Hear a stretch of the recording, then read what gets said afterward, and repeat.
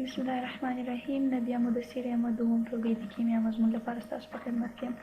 لکه څنګه چې تېره ورځ موږ او تاسو د دوم ټولګي د کیمیا مضمون پنځم لوست کې د مادې پر حالتونو باندې بحث کړی و چې ماده کوم درلودونکې د کومو حالتونو ده. نن ورځ راځو موږ او تاسو د مادې پر ذرو باندې بحث کوو چې اټومونه او همدارنګه مالیکولونه دي، چې اټومونه څه شي دي او همدارنګه مالیکولونه څه شي دي. راځو لومړی را شروع کوو د عنصر څخه. یو وارې عنصر پیژنو چې عنصر څه شي ته ویل کیږي، او بیا د عنصر د پیژندلو څخه وروسته موږ راځو پسې د عنصر د پیژندلو څخه وروسته راځو اټوم پیژنو او بیا مرکب پیژنو. لومړی عنصر داسې وایو چې عنصر چې دی هغه خپله د یو رقم اټومونه کله چې څو یو رقم اټومونه سره یو ځای سي نو دوی د عنصرونو په نوم سره یادیږي. یا داسې وایو چې هغه مواد چې د یو رقم اټومونو څخه جوړ شوي دي د عنصرونو په نوم سره یادیږي. داسې وایو هغه مواد چې د یو رقم اټومونو څخه جوړ شوي دي د عنصرونو په نوم سره یادیږي. د مثال په توګه سره که زه چیرې فیریم راواخلم، فیریم یو عنصر دی. دغه عنصر د فیریم د یو رقم اټومونو، معنا د فیریم ټوله اټومونه سره یو ځای شوي دي، بل هیڅ اټوم نشته پکښې کې، نه د هایدروجن اټوم پکښې کې دی، نه د اکسیجن، نه د کاربون، فقط یوازې د فیریم اټومونه سره یو ځای شوي دي او د فیریم عنصر یې تشکیل کړی دی. نو موږ داسې وایو چې که هغه مواد چې د یو رقم اټومونو څخه جوړ شوي د عنصر په نوم سره یادیږي. د عنصرونو مثالونه موږ کولی شو چې فیریم ورکړو، کولی شو چې وایو کاربون، کولی شو چې وایو هایدروجن، همدارنګه اکسیجن، همدارنګه سلفر ویلی شو، کلورین ویلی شو، همدارنګه ارګون ویلی شو. په پیریاډیک ټیبل کې د مندلیک په جدول کې تقریبا 113 دانې چې لرو، 113 الیمنټس یا هم عنصرونه لرو چې دغه ټول عنصرونه د هر یو عنصر جلا جلا د یو رقم اټومونو څخه تشکیل شوي دي. نو داسې وایو چې هغه مواد چې د یو رقم اټومونو څخه جوړ شوي وي عبارت د عنصرونو څخه دي. د هغوی څخه وروسته راځو اټوم پیژنو چې اټوم بیا څه شي ته ویل کیږي. موږ او تاسو ټوله خبر یو چې په طبیعت کې چې دا څه شیان موجود دي، دغه ټوله شیان د کوچنیو ذرو څخه جوړ شوي دي، د نهایت کوچنیو ذراتو څخه جوړ شوي دي، کوم ذرات چې د اټومونو په نوم سره یادیږي. معنا دا چې ټوله مواد د نهایت کوچنیو ذراتو څخه جوړ شوي دي، کوم ذرات چې د اټوم په نوم سره یادیږي. یا داسې ویلی شو چې د یو عنصر کوچنی ذره چې د هغه عنصر ځانګړتیاوې ولري او د چارج له نظره خنثی د اټوم په نوم سره یادیږي. داسې ویلی شو چې د یو عنصر کوچنی ترینه ذره، د یو عنصر تر ټولو کوچنی ترینه ذره چې د دغه عنصر خواص ولري او همدارنګه د چارج له نظره خنثی د اټوم په نوم سره یادیږي. معنا دا چې مثلا د فیریم عنصر دی، د یو کوچنی ذره چې د اټوم په نوم سره د یو اټوم په نوم سره یادیږي. دغه د فیریم یو اټوم چې دی دی باید څو ځانګړتیاوې ولري، بیا دی د اټوم په نوم سره یادیږي. لومړنۍ ځانګړتیا څه شي؟ اول دغه فیریم چې دی باید د چارج له نظره باید دی سره کم وي، د چارج له نظره باید دی خنثی. د چارج له نظره خنثی معنا څه شي؟ معنا دا چې د فیریم چې دی دا یو اټوم دی، اټوم درلودونکی د درو ذراتو دی، هغه لکه پروټون، نیوټرون او الکترون. انشاءالله په راتلونکي کې موږ بحث پر کوو. دغه درو ذراتو څخه دغه اټوم جوړ شوی دی چې په دې ذراتو کې پروټون چې دی مثبت چارج لري، نیوټرون چې دی خنثی چارج لري، او الکترون چې دی هغه منفي چارج لري. پروټون او نیوټرون چې دی هغه دواړه په هسته کې ځای لري، الکترون پر مدارونو باندې شاوخوا حرکت کوي.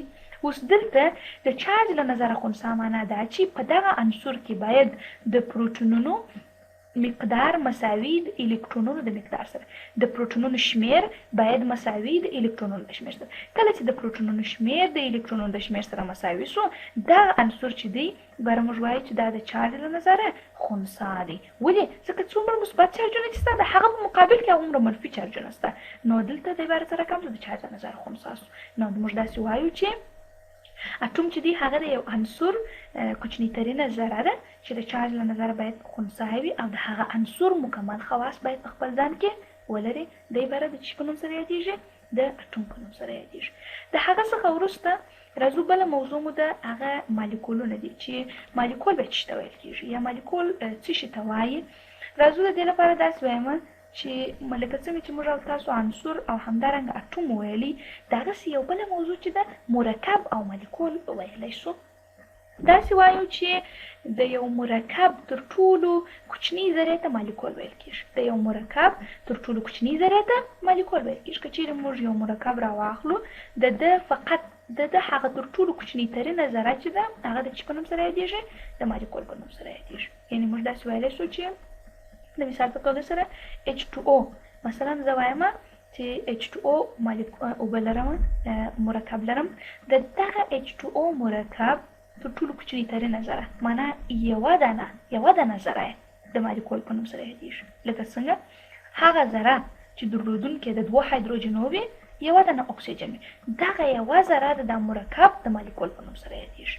که چیرې زه وایم چې مثلا 8 مالیکول اوبه دا معنا چې زه دغه 8 مالیکول اوبه دا معنا چې دغه مرکب 8 دانې ټوټې یا د مرکب 8 دانې ذرې دا خپله د شي په نوم سره یادېږي د مالیکول.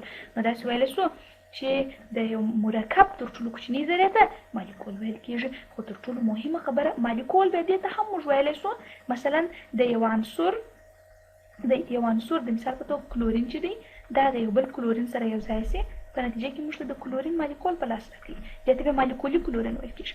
یا کله چې اکسیجن د یو بل اکسیجن سره یو ځای سي په نتیجه کې موږ ته د اکسیجن مالیکول په لاس راکړي. نو مالیکول چې دی موږ داسې ویلی شو چې کله داسې څو عنصرونه سره یو ځای سي په نتیجه کې مالیکول لاسته راځي.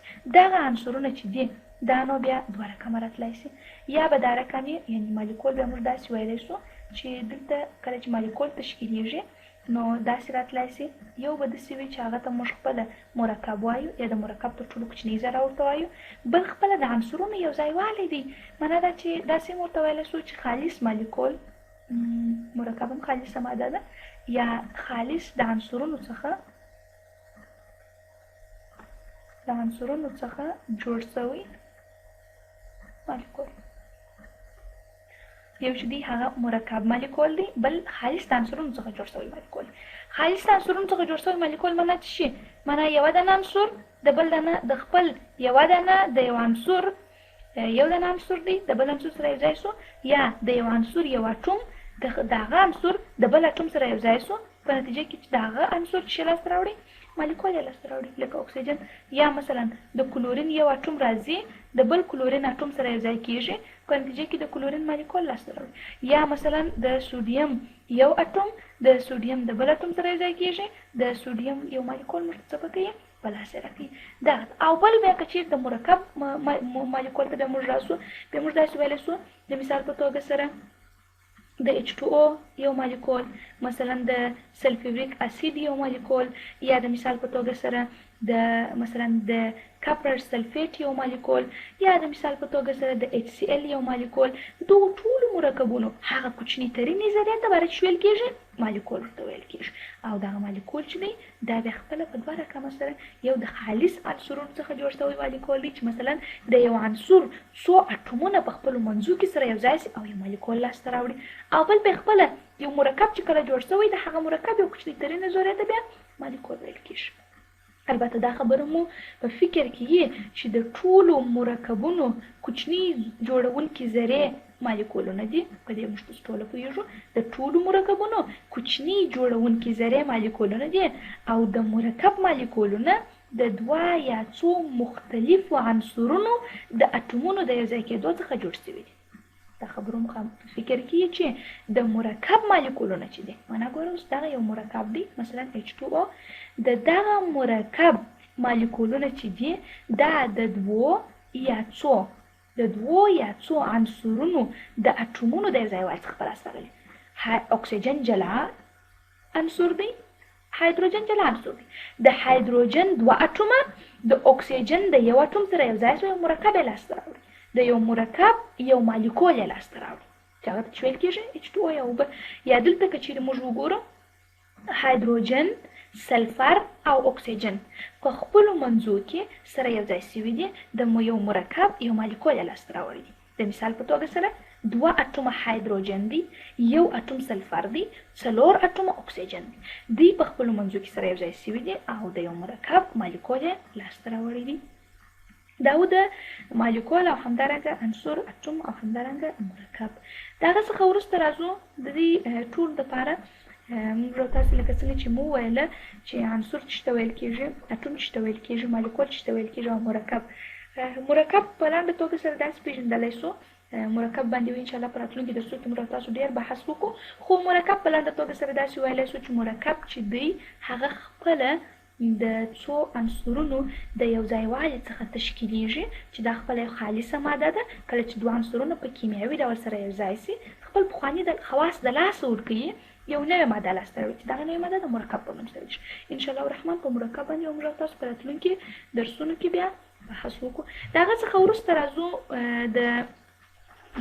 راځو موږ د مادې د ذراتو ترتیب او د همدارنګه د فزیکي حالت یې وایو.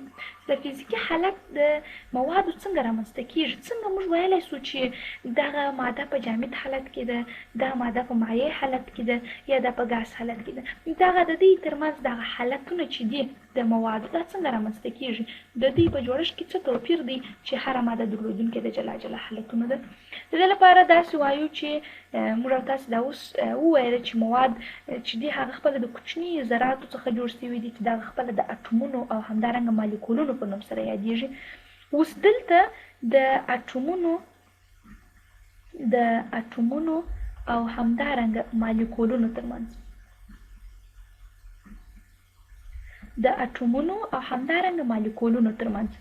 دلته د اتومونو او د مالیکولونو ترمنځ د جذب قوه شتون لري.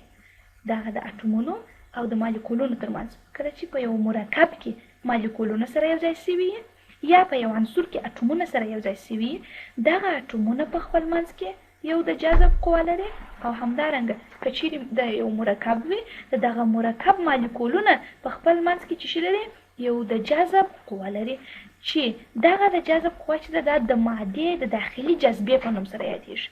د یو مادې یا د موادو د یو مادې د چې په نوم سره یادیږي د داخلي جذبې په نوم سره یادیږي. دغه چې دی دا د ټولو موادو د داخلي جذبې په نوم سره څرګند کېږي، په نوم سره یادیږي. یعنې داسې وایو چې د یو عنصر ټوله اتومونه، د یو مرکب ټوله مالیکولونه، یا د مادې کوچني ذرات چې د اتومونو او مالیکولونو په نوم سره یادیږي، دوی په خپل منځ کې یو د جذب قوه لري، چې دغه د جذب قوه د هغې مادې د داخلي جذبې په نوم سره هم یادیږي.